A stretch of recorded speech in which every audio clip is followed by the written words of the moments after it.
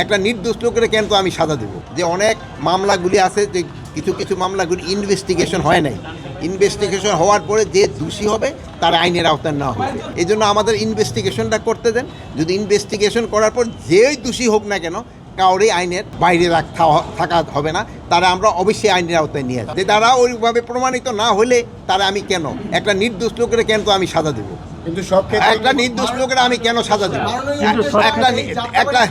একটা দোষী যে হবে তারা আমরা শাস্তি দেব। এখন এদের ক্ষেত্রে একটা কিশোরগঞ্জে এদের ক্ষেত্রে ধরেন একটা উপদেষ্টাদের একটা 3 জনের একটা কমিটি হয়েছে, ওনাদের একটা রিকমেন্ডেশন দিছে। ওই রিকমেন্ডেশনটা পাওয়ার পরে ওনাদের যদি দোষী হয় ওনাদের ব্যবস্থা নেওয়া হবে, যদি দোষী না হয় ওনাদের আবার যার যার জায়গায় ফেরত আসবে। এই ঈদে জামা জুতো অ্যাক্সেসরিজের ডিসকাউন্ট।